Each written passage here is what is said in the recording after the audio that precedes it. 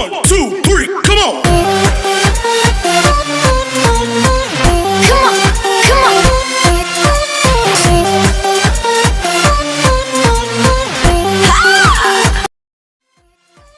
Sharif sir the commerce hello बच्चों, एक बार फिर से स्वागत है मेरे YouTube channel Sharif sir the commerce गुरु में। आज हम लोग करेंगे new economic policy 1991 and elements of business environment. ये बीएसटी का चैप्टर 3 है बिजनेस इन्वायरमेंट का, और ये पार्ट 2 है, और ये इस चैप्टर का लास्ट वीडियो है।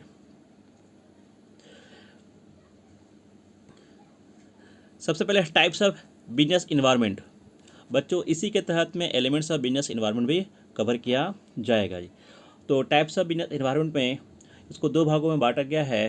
पहला है इंटरनल इन्वायरमेंट और दूसरा है एक्सटर्नल इन्वायरमेंट। आइए इसके बारे में विस्तृत रूप से चर्चा करते हैं। Internal environment. इंटरनल इन्वायरमेंट से आशय है the factor which can be control by company, यानी कि बताया गया है कि वैसा तत्व या वैसे कारक जो कंपनी के द्वारा नियंत्रण में हो, यानी कि कंपनी जिसे नियंत्रण कर सकती हो, या फिर primary factors which directly affect the growth of organisation, जैसे कि man, material, money, machinery and management. ये सारे ऐसे तत्व हैं जो किसी भी ऑर्गेनाइजेशन को, किसी भी बिजनेस इन्वायरमेंट को डायरेक्टली रूप से प्रभावित करती है। अगर ये बहुत ही बेहतर रहे तो व्यापार भी बहुत ही बेहतरीन चलेगा। अगर ये बेहतर नहीं रहे, कहीं इसमें खामियां आई या किस तरह का इसमें कमी दिखाई दी गई, तो हमारा ऑर्गेनाइजेशन सही से ग्रो नहीं कर पाएगा और अपना गोल अचीव भी नहीं कर पाएगा।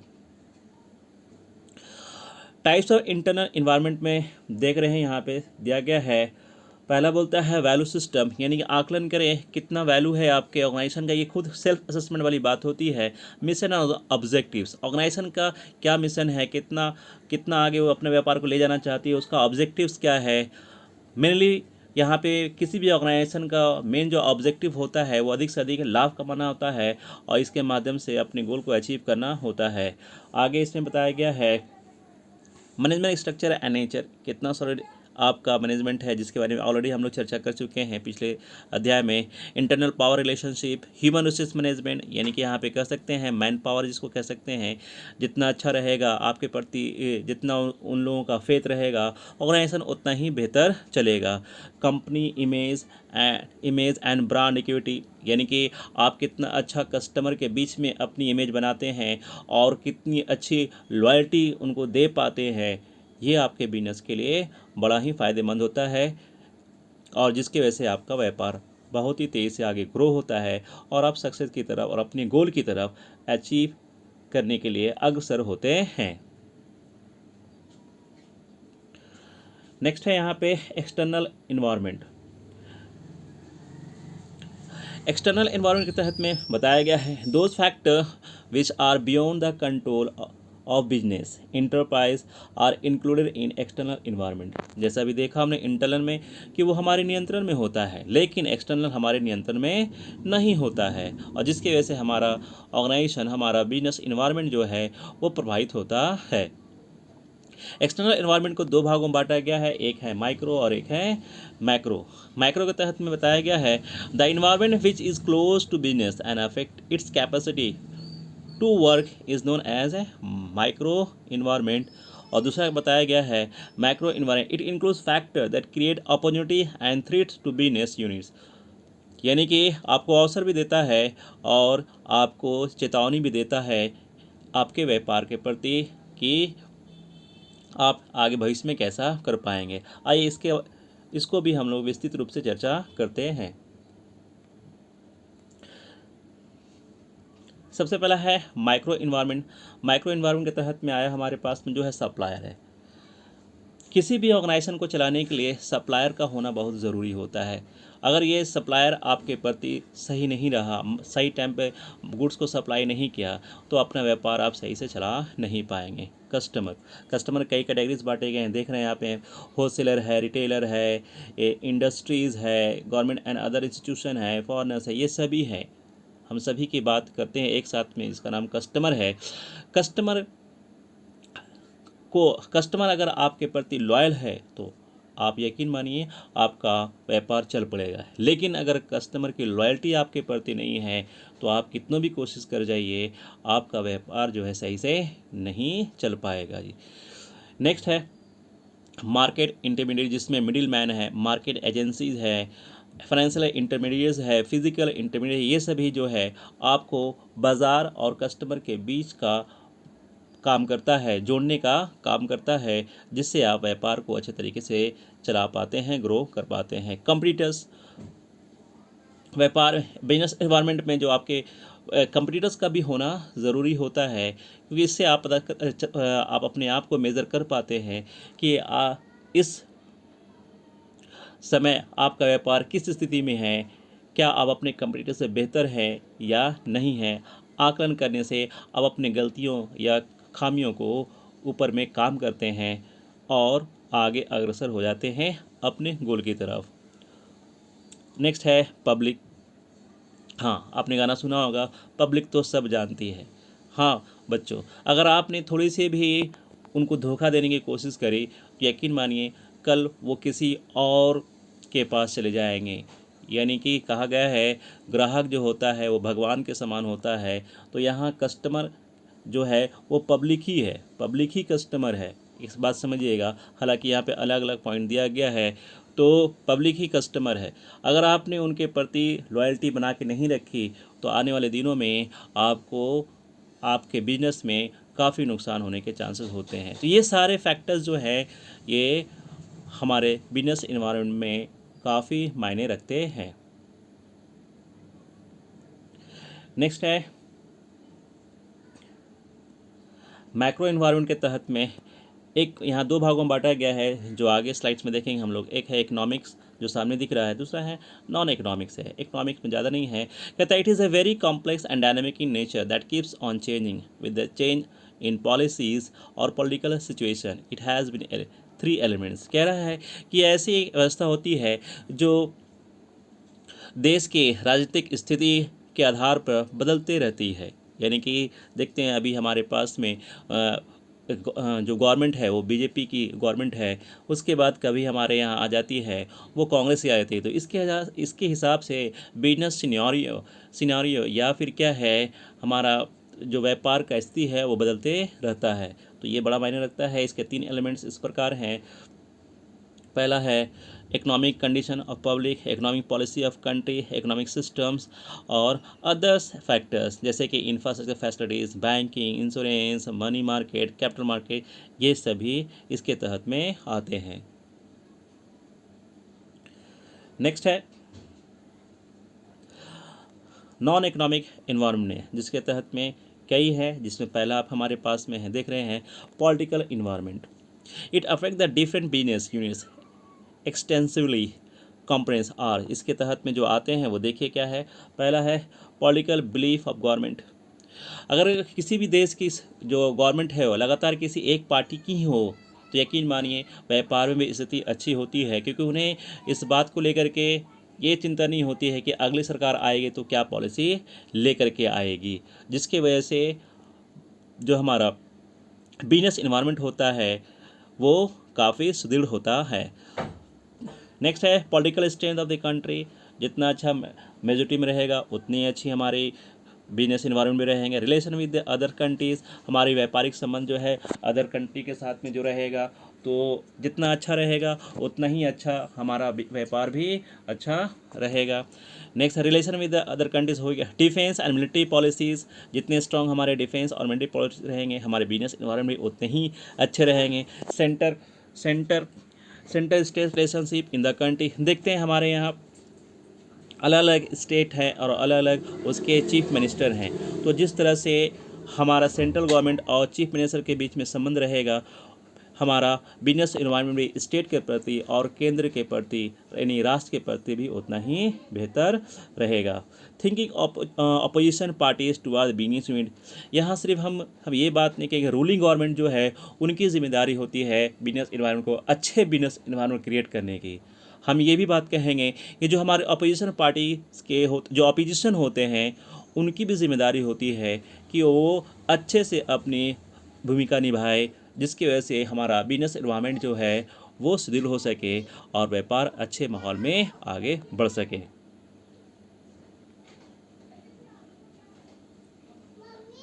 नेक्स्ट है माइक्रो एनवायरनमेंट के तहत में सोशल या कल्चरल एनवायरनमेंट कह सकते हैं, यहाँ सोशियो कल्चरल है या सोशल कह सकते हैं। यहाँ पे इसके तहत में कहा गया है, हम ये बताना चाहेंगे कि जो भी बिजनेस एनवायरनमेंट होता है वो डायरेक्टली रूप से हमारे यहाँ जो होता है सोशल से रिलेटेड होता है, चाहे वो वहाँ एम्प्लॉयज़ हो, चाहे वो ये सारे एम्प्लॉयज़ जो होते हैं वो सोशल से ही आते हैं और हमारे यहाँ काम करते हैं, बिजनेस में काम करते हैं।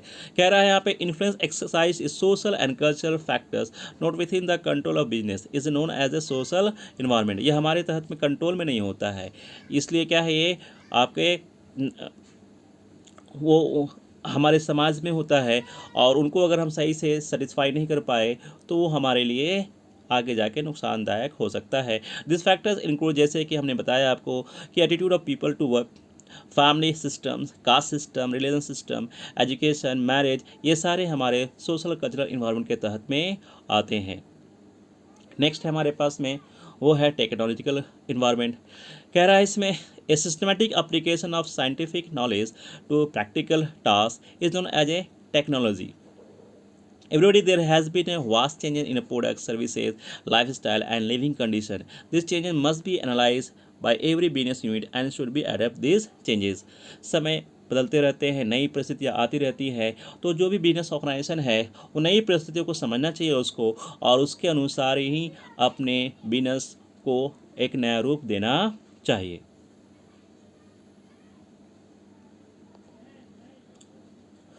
नेक्स्ट है natural environment. It include the natural resources जैसे कि weather, climate condition, port facilities, topographical factors such as soil, sea, rivers, rainfall etcetera जी। Every business unit must look for these factors before choosing the location of their business. अगर आप कोई ऐसा बड़ा या international level का business करते हैं तो इन सब फैक्टर्स को आपको ज़रूर देखना चाहिए, तभी आप अपने बिजनेस को आगे तक ले जा पाएंगे। नेक्स्ट है डेमोग्राफिक इन्वायरमेंट। इसका मतलब है the study of prospective of population. Example के रूप में size of standard of living, growth rate, age, sex, composition, family size, level of income, upper level, middle level and lower level जैसे कह सकते हैं, एजुकेशन सिस्टम। अगर कोई भी ऑर्गेनाइजेशन आप डाल रहे हैं या कोई व्यापार डाल रहे हैं तो ये भी आपको ध्यान रखना पड़ेगा, उसकी ज़रूरतों के हिसाब से आपको प्रोडक्ट बनाने हैं, उसके जो उसके प्राकृतिक आपका स्थिति है उसके आधार पे आपको चीज़ें बना करके देनी पड़ती है। Every business unit must see this features of population and recognise their various needs and produce according to, यानी कि आपको उसके अकॉर्डिंग ही वस्तुएं तैयार करनी पड़ेगी। इस बात को भी ध्यान रखना पड़ेगा आपको किसी भी व्यापार को डालने से पहले, शुरू करने से पहले। नेक्स्ट है मैक्रो एनवायरनमेंट का ये लास्ट टॉपिक इसमें है, पॉइंट है international environment. It is a particularly important for the industries directly depending on the import और एक्सपोर्ट, यानी कि साफ साफ कहा गया, इसको ग्लोबल पॉइंट भी कह सकते हैं आप इसको, कि कोई भी ऐसी कंपनी जो इम्पोर्ट एक्सपोर्ट्स में डील करना चाह रही है तो उसको इस बात का ध्यान रखना पड़ेगा। इसके तहत में आता है ग्लोबलाइजेशन, लिबरलाइजेशन और भी फॉरेन जो बिजनेस पॉलिसीज़ होते हैं या कल्चरल एक्सचेंज होता है, इन सब बातों को उसको ध्यान रखना होता है, जिसके आधार पर वस्तुएं उत्पादित करनी होती है और फिर उसको एक्सपोर्ट करना होता है।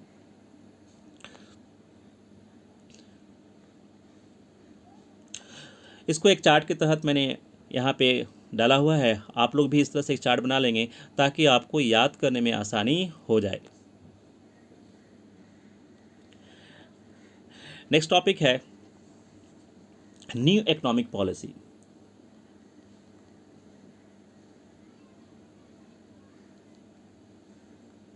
सबसे पहले अगर हम बात करें बच्चों, तो न्यू इकोनॉमिक पॉलिसी लाने का पूर्ण से जो अगर हम श्रेय दें तो आदरणीय पूर्व प्रधानमंत्री श्री मनमोहन सिंह को ही देंगे और इन्होंने ही नई इकोनॉमिक पॉलिसी लाई।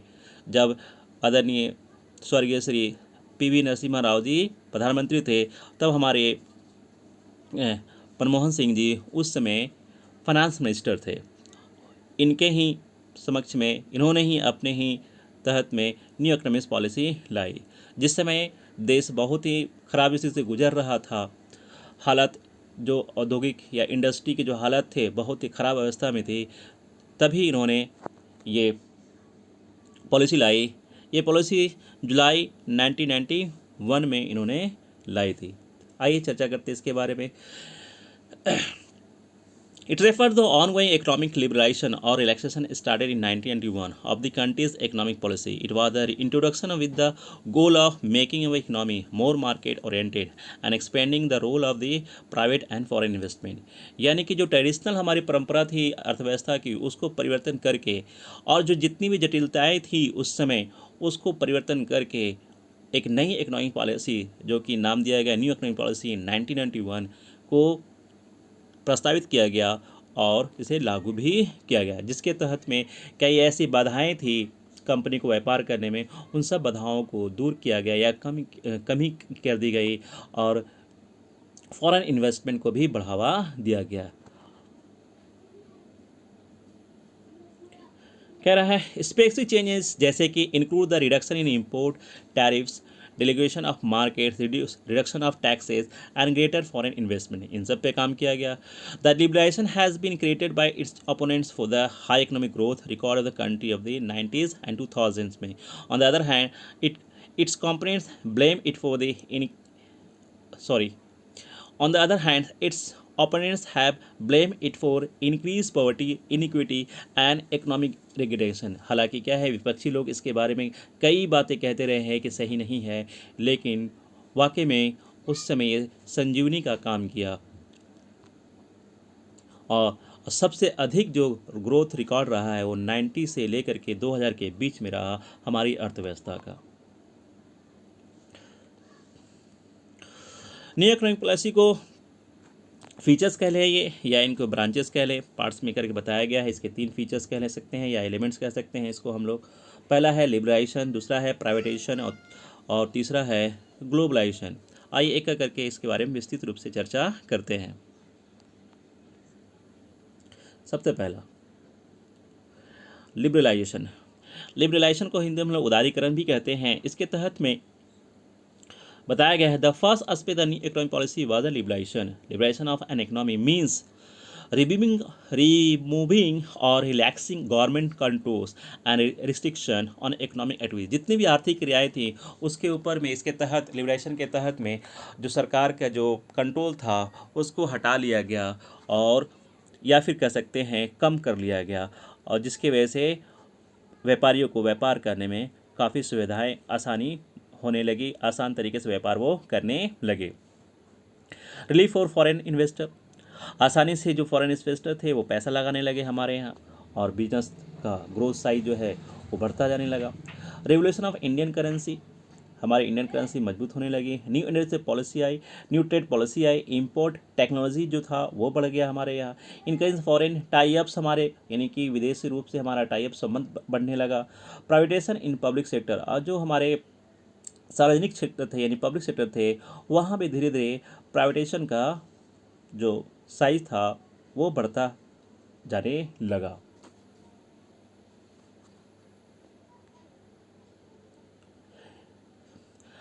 लिबरलाइजेशन के क्या प्रभाव पड़े, इसके पॉजिटिव और नेगेटिव दोनों ही हम लोग देखते हैं। पॉजिटिव रूप में देखा जाए तो इंक्रीज इन फॉरेन इन्वेस्टमेंट, जैसे चर्चा हमने करी, विदेशी मुद्रा जो है हमारा इन्वेस्टमेंट जो है वो बढ़ने लगा। विदेशी लोग हमारे यहाँ पैसे लगाने लगे, बड़े बड़े कल कारखाने खुलने लगे, इससे हमारा औद्योगिक नीति जो है और होने लगा, लोगों को रोजगार मिलने लगा।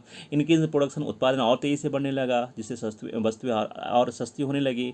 टेक्नोलॉजिकल एडवांसमेंट, नई नई टेक्नोलॉजी आने लगी और जिससे क्या है कम समय में अधिक उत्पादन होने लगा। Increase in GDP growth rate, और हमारा विकास जो ग्रोथ रेट है देश का वो और तेज़ी से बढ़ने लगा। लेकिन इसके पॉजिटिव के साथ साथ भी कुछ नेगेटिव इम्पैक्ट्स भी हैं, वो इस प्रकार हैं। पहला इंक्रीज इन अनएम्प्लॉयमेंट, चूँकि मशीनरी का इस्तेमाल ज़्यादा होने लगा तो मैन पावर मैन पावर का इस्तेमाल कम होने लगा, जिससे अनएम्प्लॉयमेंट की भावना या अनएम्प्लॉयमेंट की स्थिति उत्पन्न होने लगी। डिक्रीज इन टैक्स रिसीव, इसके तहत में गवर्नमेंट ने टैक्स की जो रेट थे वो कम किए, जिसकी वजह से क्या है, सरकार के पास में टैक्स का कलेक्शन कम आने लगा। तो इस तरह से हम कह सकते हैं कि लिबरलाइजेशन के कुछ लाभ हैं तो कुछ हानियां भी हैं।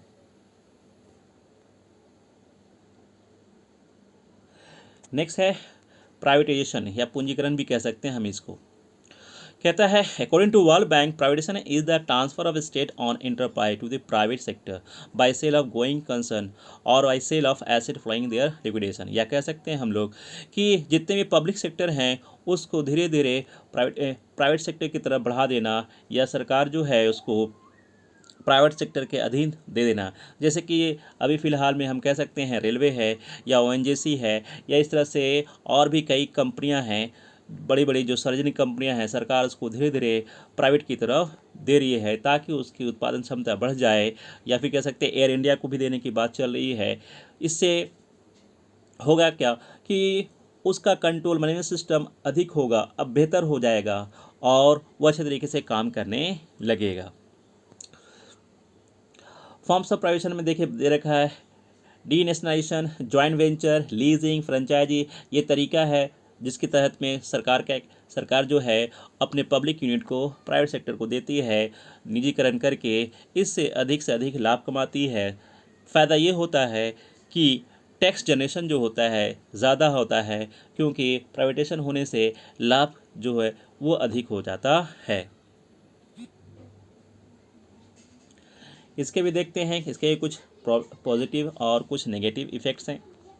पॉजिटिव में देखते हैं private companies cut cost and be more efficient, यानी कि कम लागत में अधिक बेनिफिट लाभ कमाती है, जिसकी वजह से टैक्स रेवेन्यू जो है वो सरकार की तरफ बढ़ जाता है। दूसरा इंक्रीज इन कंपटीशन, हाँ एकदम कंपटीशन की भावना बढ़ती है, जिससे हर कोई चाहता है कि अधिक से अधिक उत्पादन करें और अधिक से अधिक लाभ कमाएं। More responsive to the customer complaints, चूँकि कस्टमर जो होता है भगवान के समान होता है, तो इनकी जिम्मेदारियां भी कस्टमर के प्रति बढ़ जाती है, क्योंकि जवाबदेही बढ़ जाती है। अगर कस्टमर को सेटिस्फाई नहीं करेंगे तो कस्टमर किसी और कंपनी की तरफ मुड़ जाएंगे, तो जिम्मेदारियां ही बढ़ जाती। ये लाभ हो गए इसके, या पॉजिटिव इम्पैक्ट कर सकते हैं इसके। लेकिन कुछ नेगेटिव इम्पैक्ट भी हैं, जैसे पब्लिक सर्विस ज़्यादा करना पड़ता है, जॉबलेस हो जाते हैं, यानी अनएम्प्लॉयमेंट की स्थिति बढ़ जाती है। प्राइवेटाइजेशन इज़ एक्सपेंसिव, हाँ थोड़ा सा खर्चीला भी है।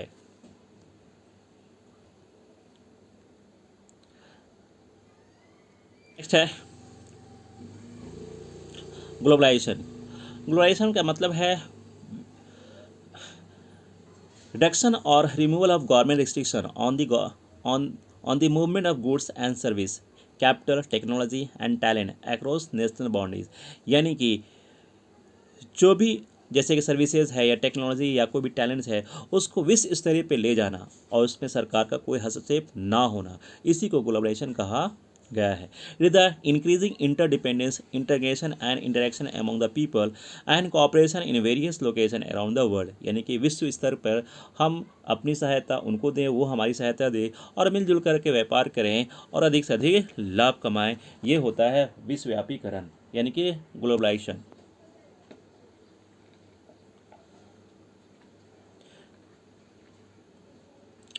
ग्लोबलाइजेशन के भी कुछ पॉजिटिव और कुछ नेगेटिव इम्पैक्ट्स हैं। देखते हैं पहले पॉजिटिव। एक्सपेंशन ऑफ मार्केट, व्यापार का जो बिजनेस का जो आकार है वो बड़ा हो गया। पहले देश स्तर पे था और विदेशों पे ऊपर बढ़ गया, कई कंट्रियों से हम डील करने लगे, ये एक दायरा बढ़ गया जो कि काफ़ी बेनिफिशियल साबित हो रहा है। डेवलपमेंट ऑफ इंफ्रास्ट्रक्चर, यानी कि इंफ्रास्ट्रक्चर बढ़ने से व्यापार की स्थिति अच्छी हो गई। हायर लिविंग स्टैंडर्ड, लोगों के पास में चूँकि व्यापार अच्छा होने लगा तो लोगों के पास में आमदनी अच्छी होने लगी और उनके रहने का स्तर जो है वह अच्छा होने लगा। इंटरनेशनल कोऑपरेशन, हमारे विश्वव्यापी स्तर पे हमें मदद मिलने लगी या फिर हम लोगों को मदद करने लगे एक दूसरे को, जिसकी वजह से व्यापार स्तर काफ़ी बड़ा होने लगा। लेकिन इसके पॉजिटिव के साथ साथ में नेगेटिव इम्पैक्ट भी बढ़े, जैसे कट थ्रोट कंपटीशन, यानी कि समझ सकते हैं कि कंपटीशन की भावना इतनी तेज़ी बढ़ गई कि ये एक दूसरे को हम नीचा दिखाने में लग गए। राइज इन मोनोपोली, हाँ, एक अधिकार की भावना बढ़ने लगी, यानी कि जिस क्षेत्र में जो व्यापार कर रहा है वो वहीं करेगा, ये भावना धीरे धीरे बढ़ने लगी क्योंकि कंपटीशन की भावना बढ़ने लगी। Take over the domestic firms, यानी कि चूँकि हम इंटरनेशनल रूप से व्यापार करने लगे तो हमारे देशव्यापी जो छोटे छोटे फर्म्स हैं उनको हम सम्मिलित करने लगे, यानी कि उनकी पहचान धीरे धीरे खोने लगी। इंक्रीज इन इनइक्वालिटीज़, असमानता बढ़ने लगी। तो इस तरह से ग्लोबलाइजेशन के कुछ पॉजिटिव तो कुछ नेगेटिव इम्पैक्ट्स भी हैं।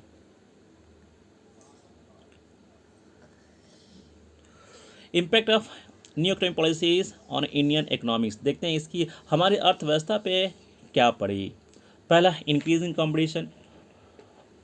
कंपटीशन बढ़ गया। मोर डिमांडिंग कस्टमर के डिमांड बढ़ने लगे। रैपिडली चेंजिंग टेक्नोलॉजी इन्वायरमेंट, लगातार आज देखते हैं अगर हम कह दें तो मोबाइल देखिए हर 6 महीने में एक नया वर्जन आ जाता है, तो टेक्नोलॉजी चेंज होने की वजह से होता है। Necessity of changes, need for developing human resources, दिन पर दिन क्या है आप ह्यूमन रिसोर्स कह सकते हैं, यानी मैन पावर जो है आपको नए और एफिशिएंट आपको ज़रूरत पड़ने लग रही है। Market orientation, loss of budgetary support और पब्लिक सेक्टर, और लास्ट में है एक्सपोर्ट और मैटर्स वाले। ये सभी चीज़ें जो है नई इकोनॉमिक पॉलिसियाँ आने के वजह से प्रभावित होने लगी। बच्चों, ये चैप्टर 3 का ये लास्ट पार्ट था। आशा करते हैं ये भी पार्ट भी आपको पसंद आया होगा। अगर ये पसंद आया तो आप इस मेरे चैनल को सब्सक्राइब करें, लाइक करें और शेयर करें। और याद रहे बच्चों, नोट्स बनाते जाएं। अगर मेरा वीडियो पसंद आया है तो मेरे चैनल को सब्सक्राइब करें और बेल आइकन को दबाएं ताकि टाइम टू टाइम नोटिफिकेशन मिलता रहे।